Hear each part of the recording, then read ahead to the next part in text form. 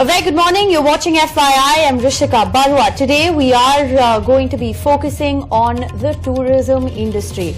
Now remember, the COVID-19 pandemic has in fact dealt an absolutely crushing blow to the tourism, the travel and the hospitality sectors.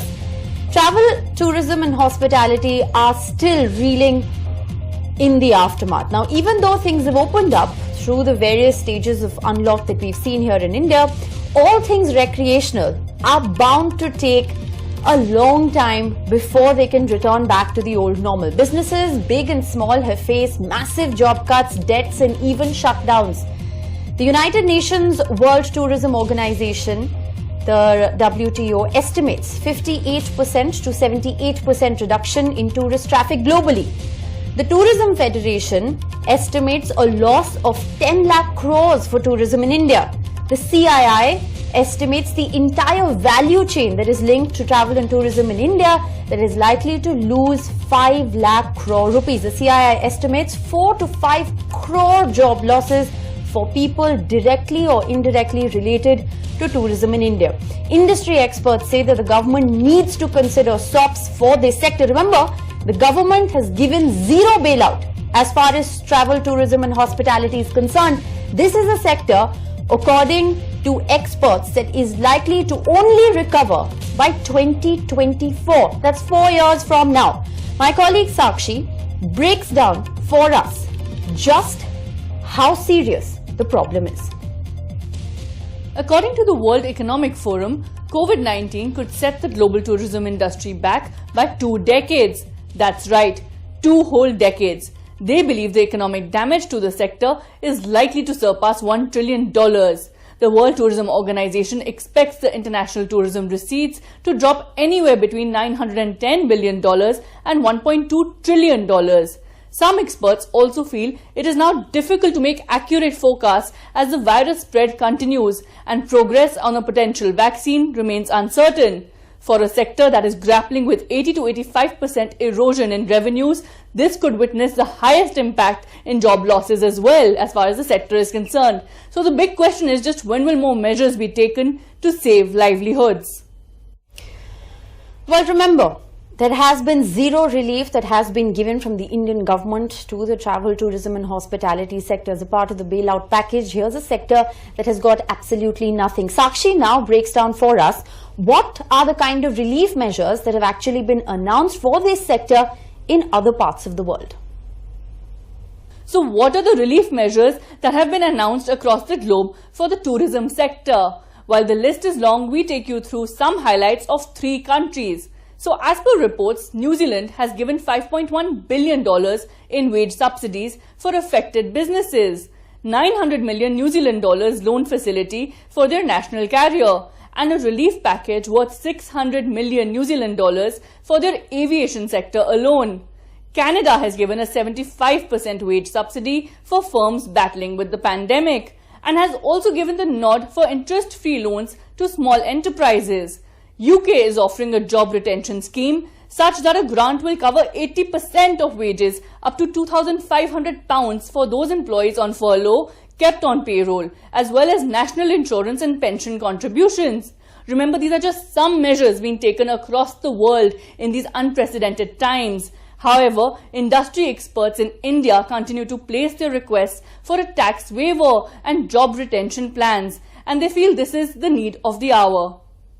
So why has there not been a tax waiver or a job retention plan for a sector that's only likely to make a recovery by 2024?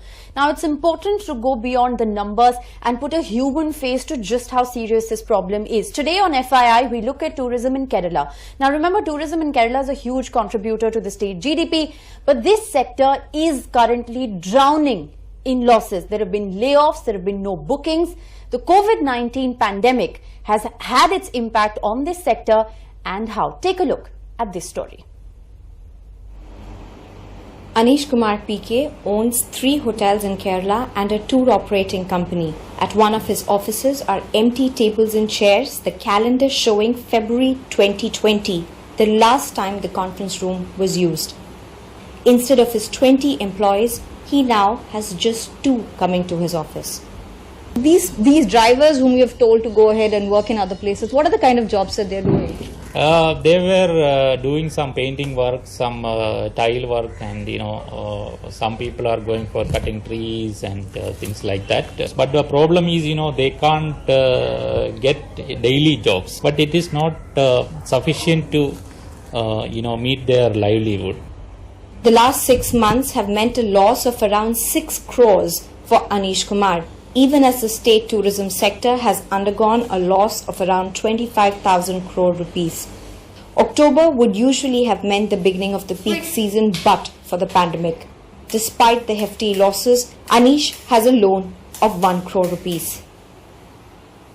As a sector, what is the demand of the tourism sector here? What do you want in the coming weeks or coming months from the government?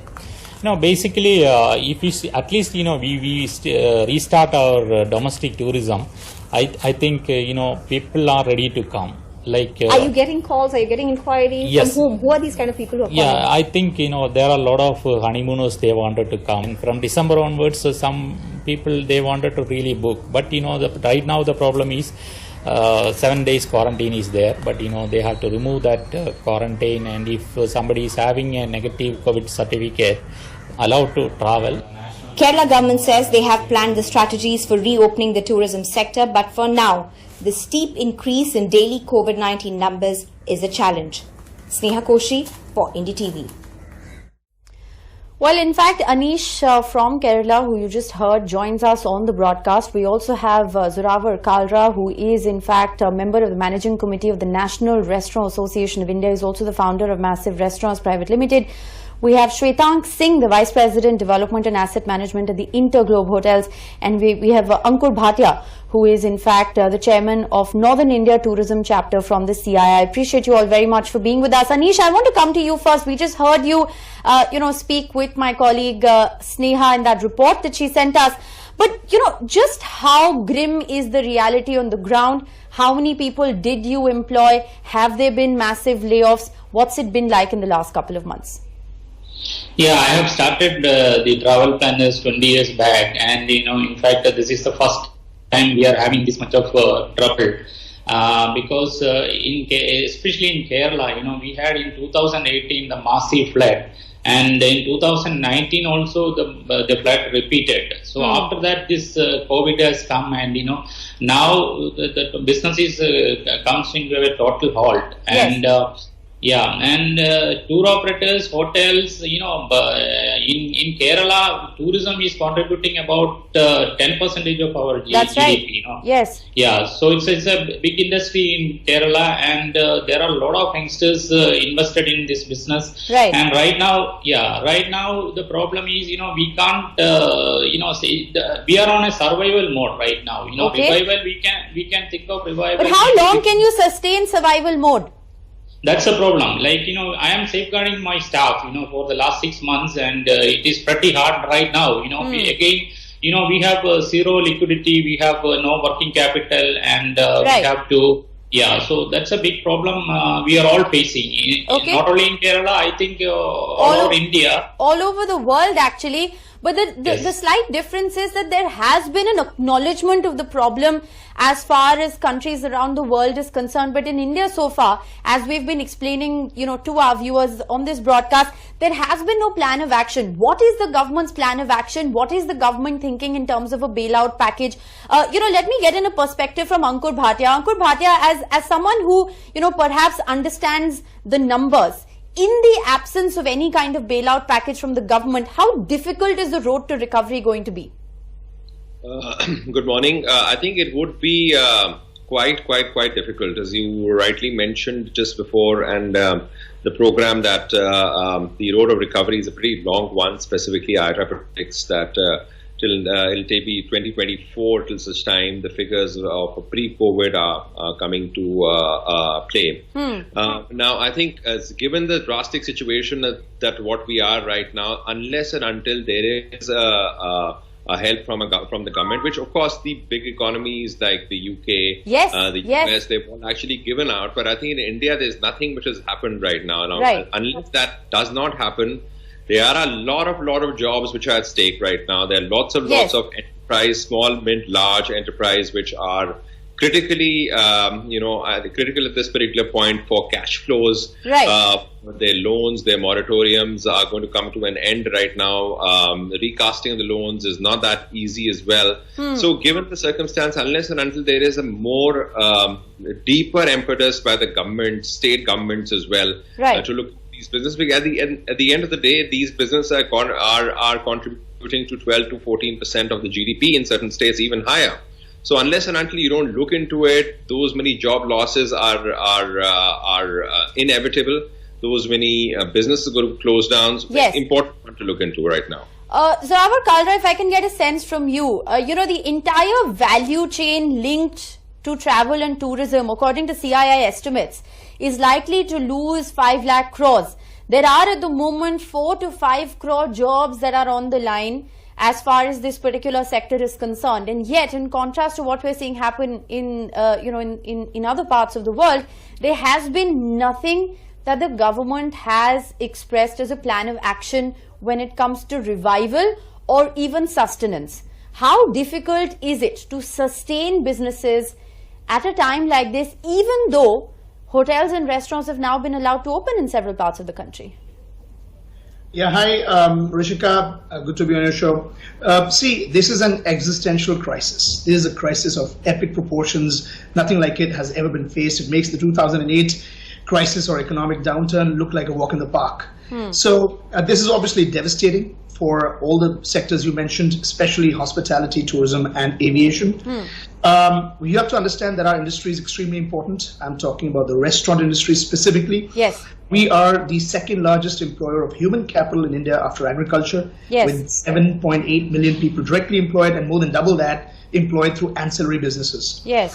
It is an incredibly important sector, and without people having the need to come out, the future looks very, very tough as well. So one thing I will say, that the recent Unlock 4.0 has definitely been a shot in the arm for the industry. Okay. Now, we're still running at only 30 to 35% of yes, which is why, Zorawar Kalra, my question is one of sustenance. This may be a shot in the arm, but is it sustainable? Given the fact that we're looking at a timeline of recovery, which is 2024, is this unlock where restaurants are functioning at less than 50% capacity, for instance, sustainable? Let me take that to Shwetank Singh. Tell us what your assessment is. So hi Ruchika, thank you for calling me on the show. I don't fully endorse the 4-year recovery period. I personally believe that it should be a bit shorter. Of course, there are few trends that we need to keep a watch out for. The key one being around the vaccine. If and when it comes, and it should be hopefully sooner rather than later. There are some very good options out there in the 3rd stage, 4th stage of trials. Right. So we are hoping that should come out much quicker. Okay. The good thing on the positive side is that we are beginning to see some green shoots. Yes. At least from a hospitality perspective, the drive to destinations around larger cities. So, for example, from Delhi on to Jaipur or even in and around Gurgaon is starting to see some pent-up leisure demand. Right.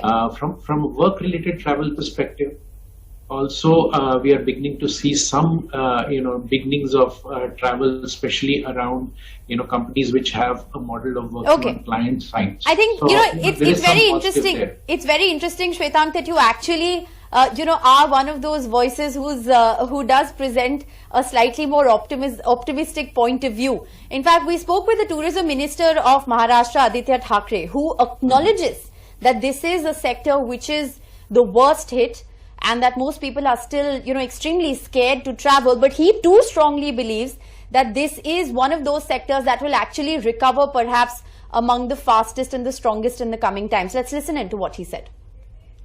Joining me now is the Tourism Minister of Maharashtra, Aditya Thackeray. Thank you so much for speaking to us. Firstly, this is the sector that's been worst hit.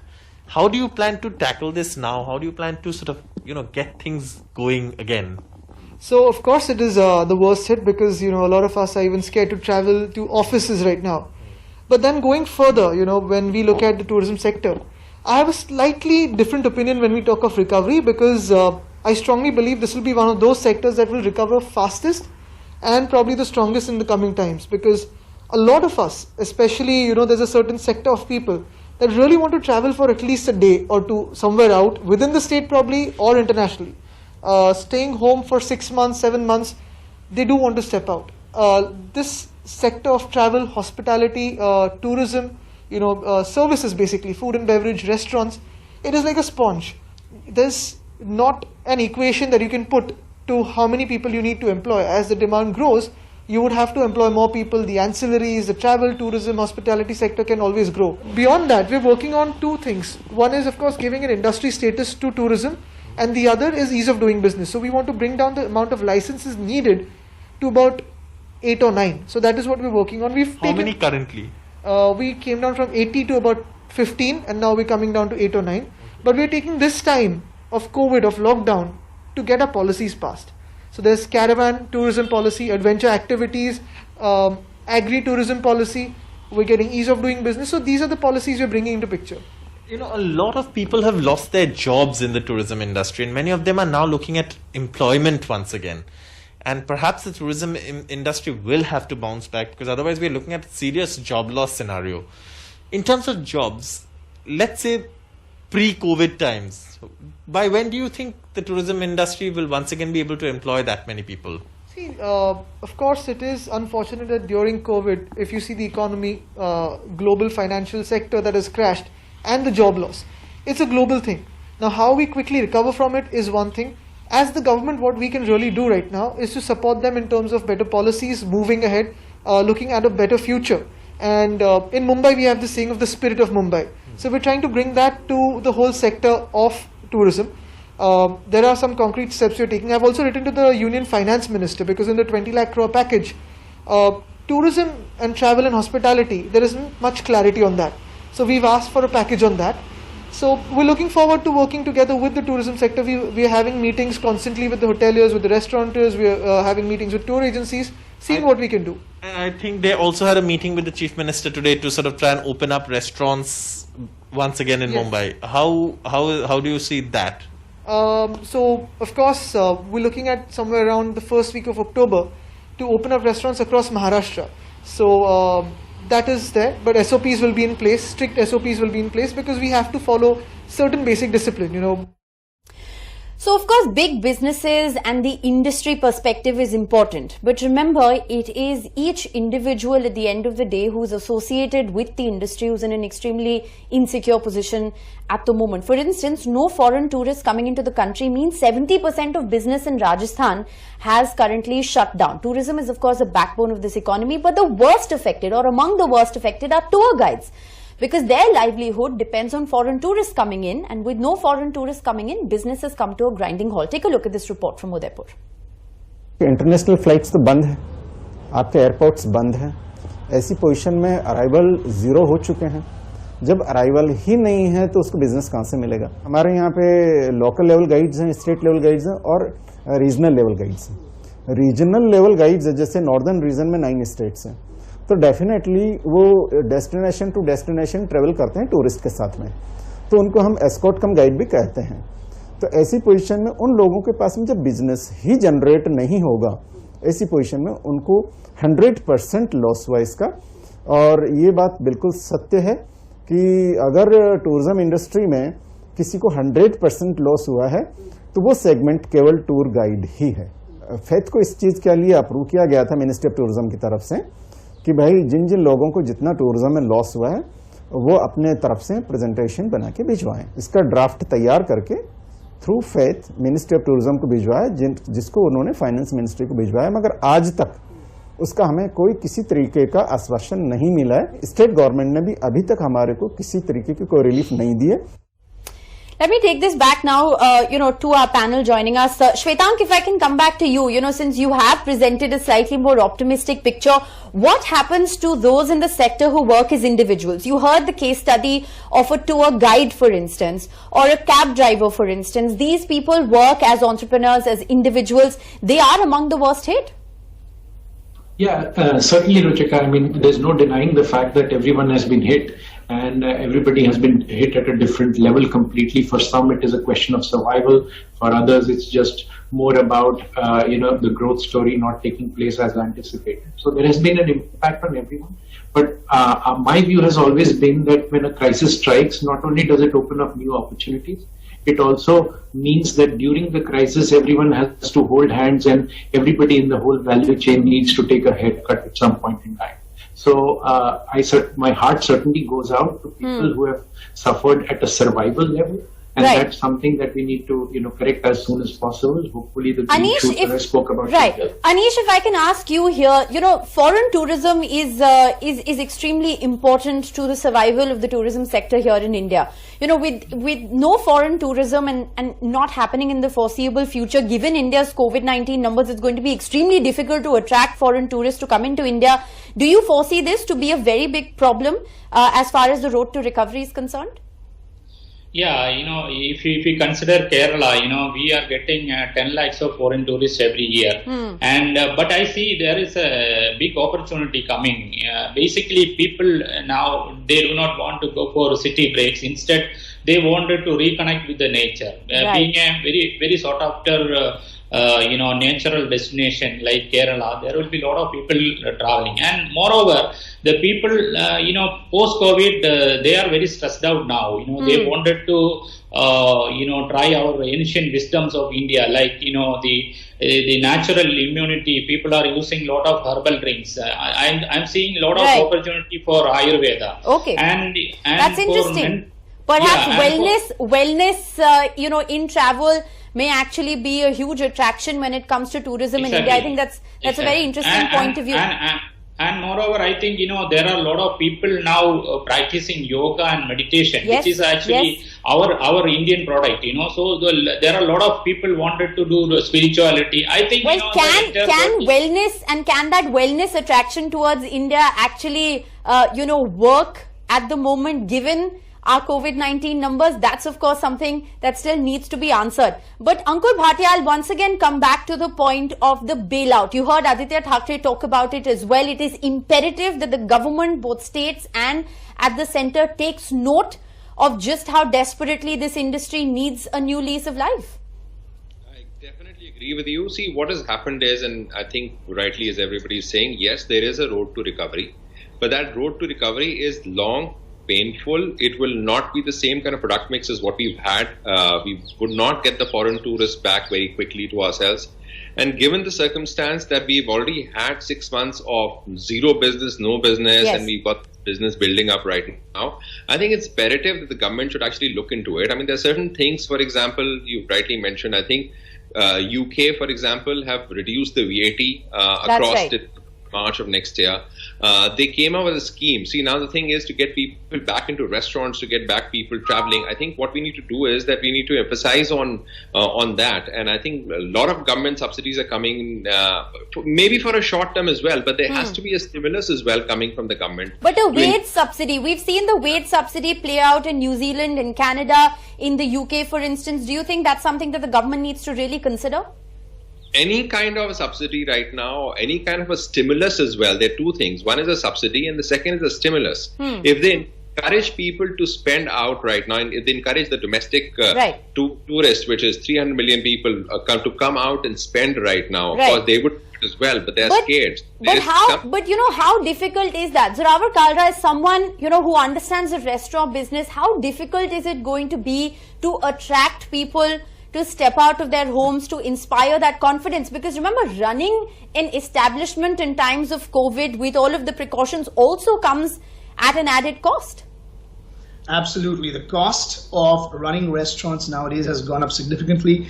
If you were to add that into your cost of goods sold, you would see at least a 10 to 12% increase, which means your bottom line is pretty much completely wiped out. Anyway, the current numbers of between 30 to 35%, there is no bottom line, and 99.9999% of all restaurants in India are completely unviable at the current level of sales. Now, I'll take a little bit from what you said about the UK. Now, I have a restaurant in London, and we took advantage of the UK government's furlough scheme, where up to £2,500 or 80% of the salary of every individual that you guarantee to get back on to the payrolls in July were covered by the government. But there's another amazing opportunity that they took advantage of this incredible scheme, which was started by the Chancellor, who's also of Indian origin, which was called Eat Out to Help Out. Right. Now, this has been an incredible success. Okay. What happened was that the government chose to cover 50%. I'll ask you, I'm out of time, I'll ask you direct questions. Rawar Kalra, do you, because you run a business in London and,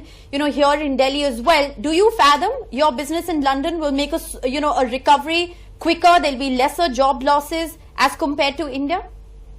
It's difficult to say at the moment, but I can give you my exact example as to how this particular scheme, and if the Indian government would employ such a scheme to help the desperate restaurant sector, how it would help the situation here is that by doing this Eat Out to Help Out scheme, they cordoned off £500,000 where they were covering half of your bill to go and eat out. What happened? This was only covered from Monday to Wednesday, and the weekend effectively shifted.